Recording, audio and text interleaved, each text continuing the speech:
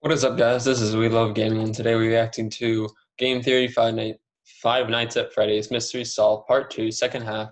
This was when, as you can see, they had like a copyright strike for some reason, and they had to make it into 2 different uploads under 15 minutes.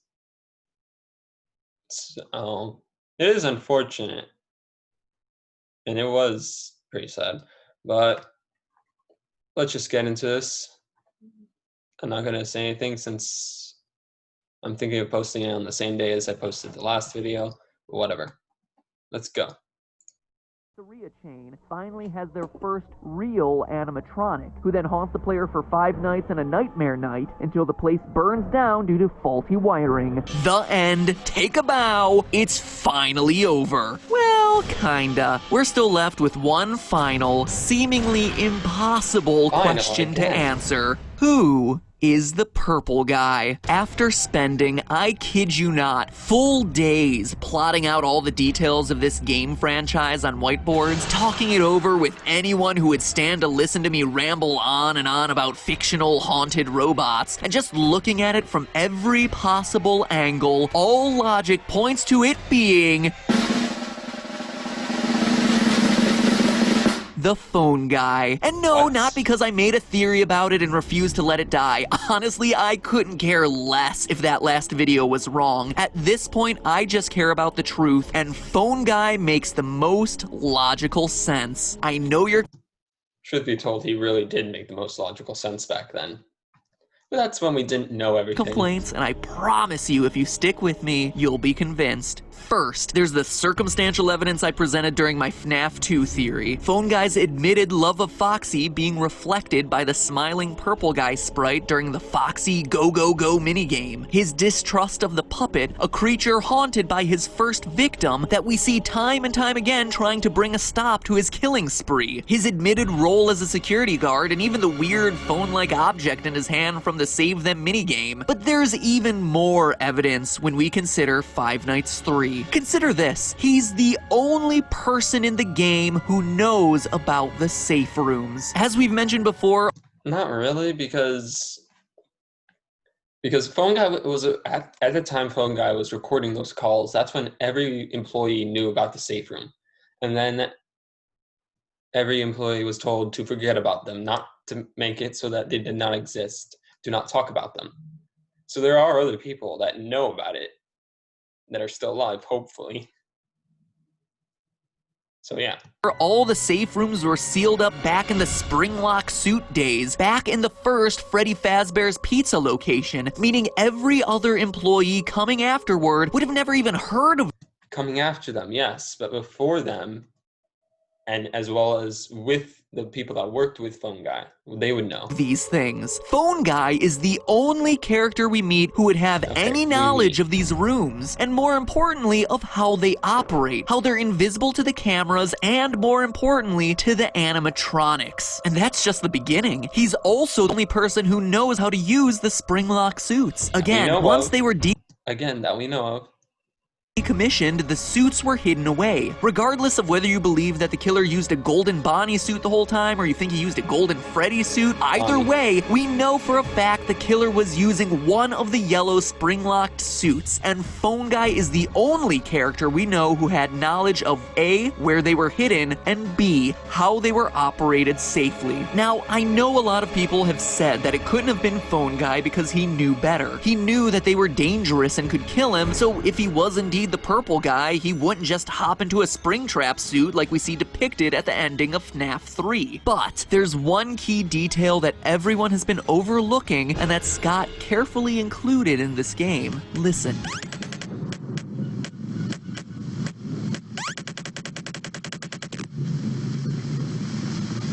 Rain. Hear it? There's rain. There are puddles on the ground. It's dripping from the ceiling. The killer had been using these Springlock suits safely for years, but in his panic to escape the ghosts, he failed to notice the wetness of the building around him. The killer had never encountered this problem before because the building had always been in a decent state of repair, but now it's a wreck, torn apart by age. Rain is able to seep in, something he didn't realize when he was in such a hurry to run away from the ghosts. And if moist first breath can loosen the locks, you can bet some rain would make those suckers ready to snap shut. And they do, killing our killer. I mean, all of that makes a pretty compelling argument, almost an open and shut case, if there wasn't one final major criticism to the phone guy theory since the release of FNAF 3. And it's a good one. The fact that phone guy seems to die during his night 4 phone call from the first game. Hey, listen.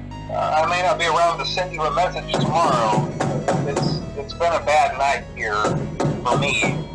I'm kind of glad that I recorded my messages for you when I did. If phone guy was the killer, why would the robots still be active after his death and the ghosts disappear? It just wouldn't make sense unless you stop to consider the rest of FNAF 3's endings. The big twist in FNAF 3 is the inclusion of a good and bad ending. By completing the game normally, you get the bad ending, in which we see Purple Guy die in a flashback minigame, and the whole thing ends with 5 masks representing the 5 main animatronics with lights on behind their eyes. The good ending, meanwhile, requires using some not-so-subtly hidden clues to unlock minigames, then basically ignoring those games, glitching them out, and giving hidden dead kids cake to make them happy, obviously referring to the victims of Purple Guy. Beat the game this time, and the ending is largely the same, but with 1 fewer animatronic mask and no lights on. The obvious difference here is that in the good ending, the souls of the dead children have been put at peace. When they disappear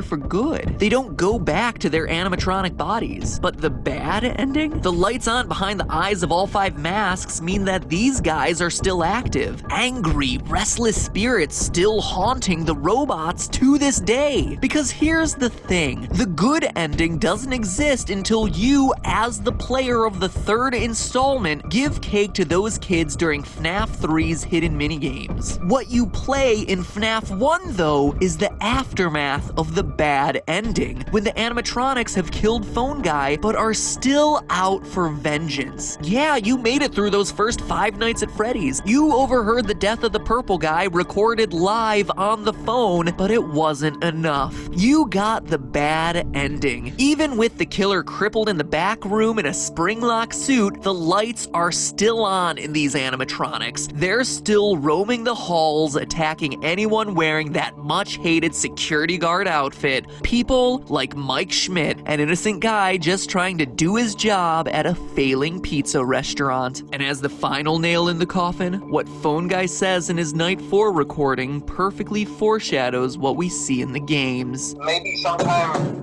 you could check inside those suits in the back room. I'm gonna try to hold out until someone checks. Maybe it won't be so bad. Yeah, I always wondered what was in all those empty heads back there. Man. Single ad. Not bad.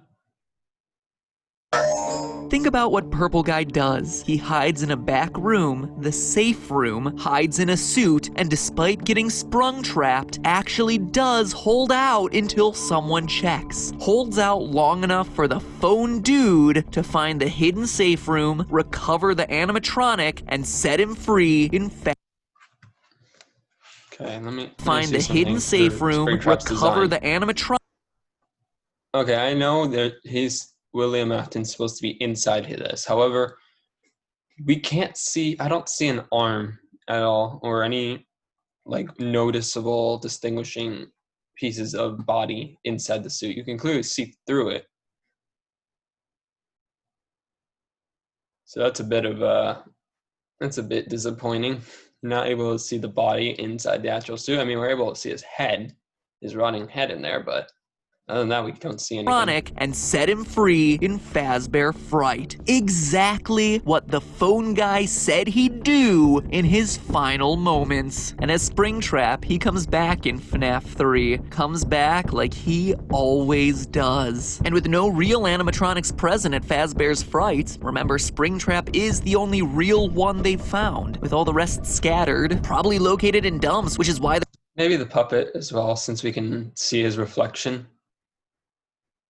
Maybe. I Their don't know. bodies and faces are I don't decaying. know. All that the spirits can do is appear as phantoms, hallucinations. Well, all except one, the puppet, who we Yeah. see in his physical form roaming the hallways of Fazbear Fright. So real, in fact, that we see his reflection, visible in the pools of water under his feet, meaning he is there and unburnt. There's Yeah, only he's there. one way to truly end this. End the murderous purple guy, burning the place to the ground. The puppet gave robots life, gave spirits peace, and finally gave the murderer, the phone guy, his long-deserved death. Or at least tried to. And that is the end of the Five Nights at Freddy's story. No hat, no movie, no fourth installment.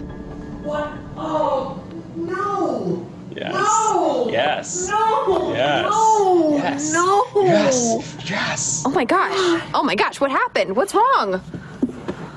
Look! Oh no. Final chapter. But hey, that's just a theory. Hey, that's just a theory, okay? That was a pretty good episode. I wonder what other people thought about it. FNAF.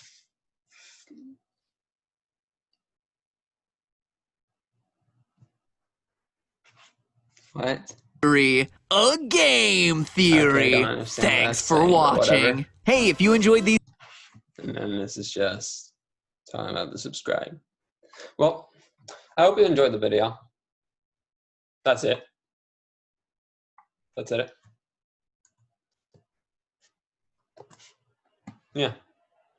I don't know if you expected an actual end card, but that's it.